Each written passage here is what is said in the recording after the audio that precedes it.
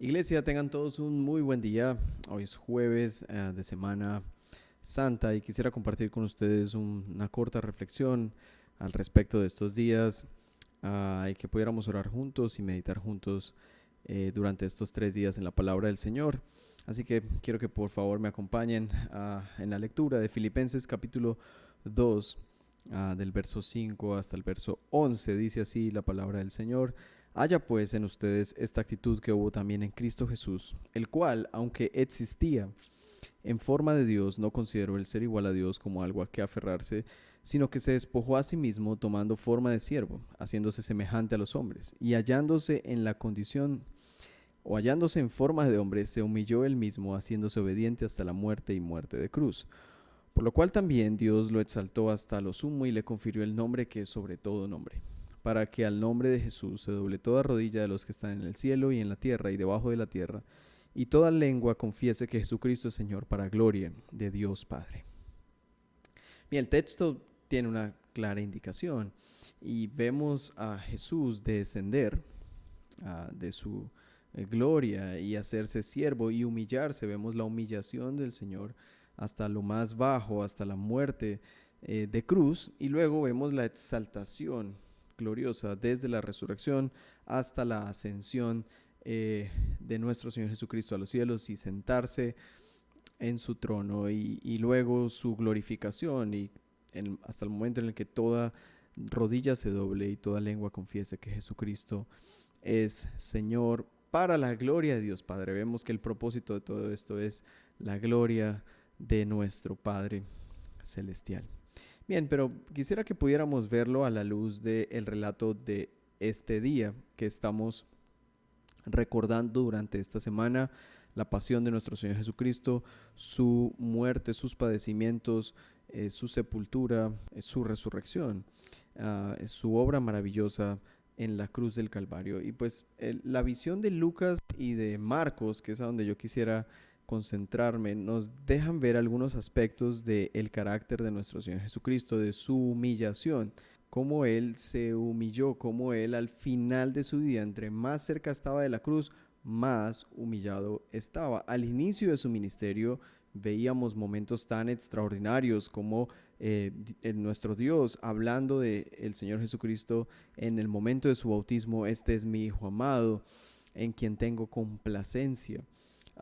Y vemos sus milagros, vemos su obra maravillosa, pero sobre el final, y casi que una obra extraordinaria, pero sobre el final de su ministerio, vemos al Señor Jesús regresando a Jerusalén, subiendo a Jerusalén, siendo recibido por las multitudes, y luego él teniendo unos encuentros muy, muy personales con sus discípulos, sobre todo en esta última noche, esta última cena, en la que el Señor les da grandes enseñanzas, se concentra a sus discípulos, ora por sus discípulos, pero luego de ahí sale para ser entregado. Al parecer él tenía como costumbre, según Lucas capítulo 22, el verso 39, ir hacia el monte de los olivos y orar allí. Pero este era un momento especial, era un momento en el que era decisivo, era su momento, y este era el momento en el que él iba camino a su más grande humillación, pero también al mismo tiempo el camino a su más grande exaltación. Él se iba a humillar hasta la muerte, iba a ser obediente hasta la muerte, iba a ser un siervo sufriente hasta la muerte y muerte de cruz, pero luego de ahí iba a venir su gran victoria y su ascenso. Así que revisemos un poco cómo fue esta humillación final de nuestro Señor Jesucristo. Y podemos ver que Él se preparó para este momento y oró. Se apartó en la noche, se apartó, fue a buscar la presencia de su Padre. Y él decía estas palabras: Padre, si es tu voluntad, aparta de mí esta copa, pero que no se haga mi voluntad, sino la tuya. Y estando en agonía, oraba con mucho fervor, y su sudor se volvió como gruesas gotas de sangre que caían sobre la tierra. Ahí empezaron los padecimientos de nuestro Señor Jesucristo, en el inicio de sus padecimientos, de su humillación, uh, y de su obra maravillosa en favor de su pueblo y para la gloria del Padre. Ahora, después de que esto ocurre, uno de sus discípulos lo traiciona y otra vez vemos el descenso o la humillación de nuestro Señor. Una persona que anduvo con Él, que estuvo con Él, le traiciona y le traiciona con un beso. Nuevamente el Señor es humillado. ¿Es digno nuestro Señor Jesucristo de ser traicionado? Claro que no, pero Él se sometió aún a esto en obediencia a su Padre por amor a nosotros. Luego seguimos viendo más adelante que Él es tratado como un delincuente y en el arresto vemos que el Señor Jesús les dice en el verso 52 del capítulo 22 de Lucas, dice, como contra un ladrón han salido con espadas y palos. Pero aun cuando Él les pregunta y les hace esta acusación o les hace esta pregunta, ¿acaso yo soy un ladrón para que vengan a mí con espadas y palos? Si yo estaba todos los días en el templo y ustedes no me echaron mano. Y de esta manera Él iba siendo humillado. Ahora ya no era solamente un ser humano traicionado por uno de sus discípulos en gran agonía por lo que iba a venir, sino que ahora estaba siendo tratado como un ladrón. Venían a arrestarle de noche y a enjuiciarlo de noche, cosa que no era costumbre en el concilio o en los concilios de los ancianos de Jerusalén. Ellos tenían que juzgar de día, pero ellos eran personas de la noche. Estaban haciendo cosas a oscuras, estaban tramando cosas a oscuras, y por eso el Señor les dice estas palabras: pero esta hora y el poder de las tinieblas son de ustedes. Wow, qué palabras. Y así el Señor es entregado. Se lo llevaron a la casa del sumo sacerdote y vemos el relato de uno de sus discípulos más cercanos, de Pedro, quien lo niega. Otra vez el Señor Jesús es humillado. Su amigo, su discípulo, lo niega. Aquel que dijo que estaba dispuesto a ir a la muerte, lo niega: no le conozco. Recibió el desprecio de su propio amigo. Y luego sigue el descenso hacia su humillación y empieza a ser golpeado. Dice el verso 63, los hombres que tenían a Jesús bajo custodia se burlaban de él y lo golpeaban. Aquí ya empiezan los padecimientos físicos. Le vendaron los ojos y le preguntaban: adivina quién es el que te ha golpeado. Y también decían muchas otras cosas contra él, blasfemando. Empieza el escarnio de nuestro Señor Jesucristo, empieza su humillación, sigue el descenso, luego va ante el concilio, ante las autoridades, que en este caso no son fariseos. Los fariseos criticaron mucho el ministerio del Señor, pero aquí no están los fariseos, aquí están los principales sacerdotes y los escribas, quienes tenían cierto nivel de autoridad. Dice el verso 66, se reunió el concilio de los ancianos del pueblo, tanto los principales sacerdotes como los escribas, y llevaron a Jesús ante su concilio diciendo... Y ahí empieza el juicio. Pero vemos en Marcos que este juicio había iniciado de noche. En Marcos, el relato de Marcos nos deja ver que parte de este juicio inició de noche. Recuerden, era una noche larga, una noche en la que el Señor Jesús estuvo celebrando la Pascua con sus discípulos, una noche en la que estaban haciendo todos los preparativos para una fiesta cultural judía. Seguramente los ancianos debían estar más preocupados y los sacerdotes deberían estar más preocupados por la celebración de la Pascua, pero ellos realmente no estaban interesados en eso. Ellos estaban en sus maquinaciones contra nuestro Señor Jesucristo. Y en medio de esa preparación y de la institución de la Cena del Señor y en medio de todo esto, ocurre el arresto de Jesús, y luego de noche, justo en esa noche larga, no puedo decirles con exactitud qué horas eran, pero era la noche entre el jueves y el viernes, ocurren todos estos acontecimientos, y quizás muchos de ellos no durmieron. Seguramente nuestro Señor Jesús no pudo dormir durante esa noche. Y había esa tensión. Parece que las tinieblas, como dijo el Señor, les llegó la hora a las tinieblas de hacer de las suyas, de utilizar a Judas, de ver estas conspiraciones en contra de nuestro Señor Jesucristo. Y todo esto empieza a tornarse, si uno lo lee en el relato bíblico, empieza a tornarse tan oscuro. Es tan así que en el caso particular de esta versión que tengo de la Biblia impresa, hay una observación que hice pues del texto impreso, que también lo podemos ver, digamos, de forma literaria, pero eh, en estas páginas finales son pocas las veces en las que el Señor Jesús habla.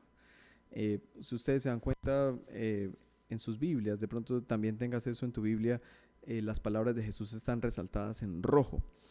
Y en las páginas anteriores está inundado de rojo. Casi todo lo que el Señor dijo fue registrado por los escritores de los 4 evangelios, pero en este momento final son pocas las palabras del Señor, casi todo está en negro. Y podemos ver que empieza la obra de las tinieblas en contra del ungido y el Señor guardó silencio. El Señor no abrió su boca, como cordero fue llevado al matadero y él no abrió su boca.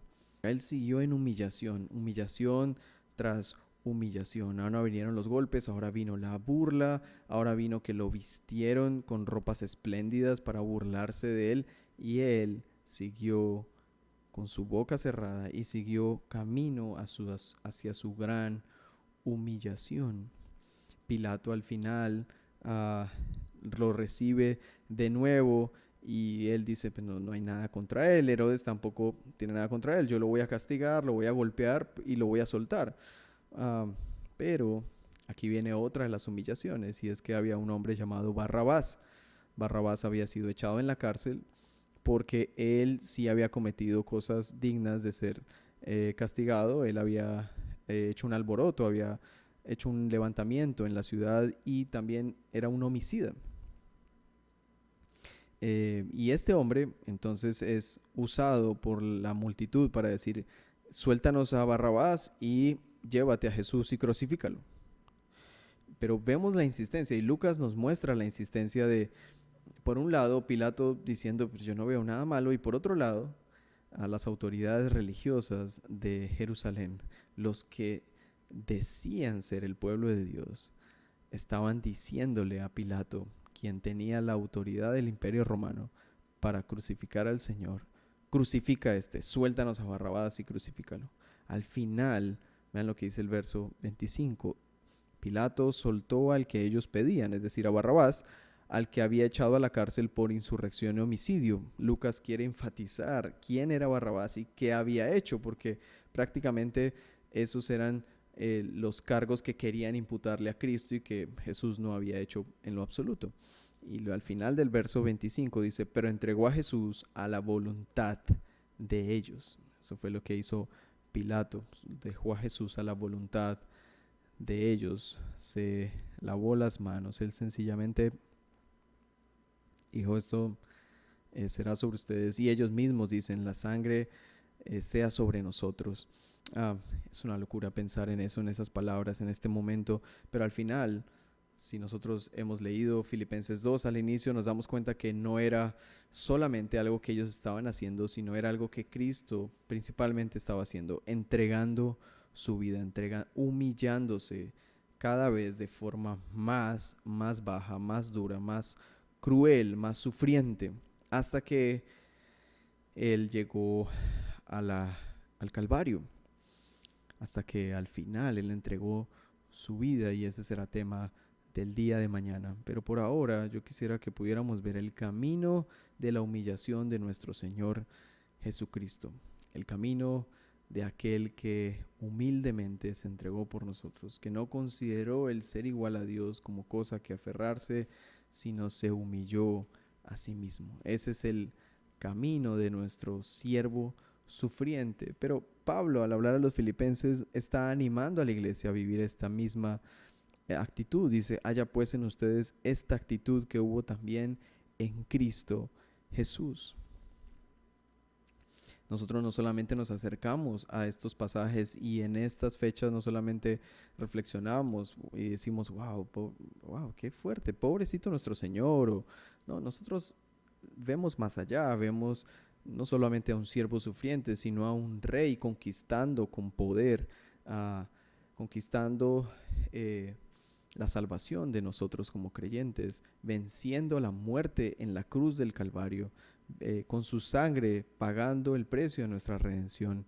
Vemos a un rey haciendo algo que ningún ser humano hubiera podido esperar, ningún ser humano hubiera podido inventar, haciendo una obra extraordinaria que excede nuestra comprensión, haciendo el milagro de la salvación en su muerte, conquistando la victoria muriendo. Eso es algo que nosotros nunca hubiéramos podido imaginar, pero eso es su obra perfecta. Ahora vemos eso, vemos la trascendencia de su humillación y ahora somos llamados a tener esta misma actitud de humillación. Así como el Señor se humilló, así en esta actitud. Ahora, claro que nosotros no vamos a padecer lo mismo que padeció nuestro Señor, no vamos a padecer los golpes, no nos está diciendo golpéense unos a otros, no.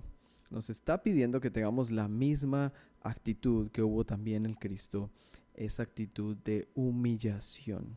Y esto en el contexto de la iglesia unos a otros. Por eso Pablo dice, no hagan nada por egoísmo o por vanagloria, sino que con actitud humilde cada uno de ustedes considera al otro como más importante que a sí mismo, no buscando cada uno sus propios intereses, sino más bien los intereses de los demás. Vean que esto se vuelve muy práctico y no solamente es recordar y llorar y estremecernos por el sacrificio de Cristo, tal vez ver las películas y decir, wow, no, más allá de todo eso, a lo que nos llama la reflexión en este momento es cómo nosotros respondemos ante su gran sacrificio. Si vemos su humillación, obediente hasta la muerte, ¿a qué somos llamados en este momento nosotros a practicar, a hacer? Somos llamados a caminar en esta misma actitud, a dejar el orgullo y a humillarnos. Este es el llamado del Señor, tener la misma actitud que tuvo Cristo de humillación, de humillarnos y confiar que así como el Señor fue un siervo obediente, sufriente y se humilló hasta la muerte y luego el Señor lo exaltó hasta lo sumo, así nosotros también podemos participar de sus padecimientos, humillarnos bajo su poderosa mano y Él nos exaltará cuando sea el tiempo. ¿Podemos confiar en el Señor? Claro que podemos confiar en el Señor. Él así lo ha prometido y así lo cumplirá. No permanezcamos en la altivez, en la soberbia, en el orgullo. Dobleguémonos, humillémonos. Este sea un tiempo para humillarnos. Si estás en enemistad con alguien, si estás considerando a otro como inferior, si has tenido problemas fuertes con otra persona, este es el momento en el que podemos ver a nuestro Salvador humillándose a sí mismo. Él no tenía problemas con nosotros, Él no nos había hecho nada malo a nosotros, nosotros éramos sus enemigos, pero Él, por su gran amor, llevó a cabo esta obra tan maravillosa de salvación, se humilló a sí mismo por nosotros. En consecuencia, nosotros que hemos recibido su amor, tenemos este llamado. Humillémonos, no hagamos nada por egoísmo, no busquemos nuestros propios intereses, sirvamos, amemos, perdonémonos y así como el Señor disfrutemos posteriormente de los frutos de la humillación. Esa es la invitación que quiero hacerles y la reflexión que quiero que podamos tener en este día. Mis hermanos, voy a orar y espero que el Señor les haya bendecido con su palabra. Padre, te doy muchas gracias por tu provisión de gracia, por tu amor inagotable. Y yo te pido, Señor, que tú nos bendigas como iglesia con una conciencia creciente de la humillación de nuestro Señor Jesucristo, para que podamos así, Señor, nosotros vivir reflejando el carácter de nuestro Señor. Que el carácter de nuestro Señor Jesucristo siga siendo formado en nosotros. Esa es nuestra meta. Ahora no es una meta individual, queremos juntos crecer en la fe, en el conocimiento de Dios, para poder estar todos en la estatura de la plenitud de Cristo, juntos, unidos en la fe. Padre, pero sabemos que lo que más necesitamos es humillarnos y nuestro mayor estorbo es el orgullo, nuestra altivez, la soberbia, la reputación. Por favor, permítenos humillarnos delante de ti, delante de tu poderosa mano y recibir como recompensa las bendiciones de tu gracia. que se extienden para nosotros, para nuestra comunidad y que te glorifican a ti, Padre. Por favor, Señor, pon este deseo en nuestros corazones y no permita, Señor, que permanezcamos erguidos, orgullosos, sino humillados delante de ti. De esta forma, nosotros reconoceremos tu obra y estaremos dándote gracias y respondiendo con acciones de gracias por lo que tú has hecho, Señor. Gracias por este tiempo en el nombre de Jesús. Amén. Hermanos, gracia y paz para ustedes. El Señor les bendiga.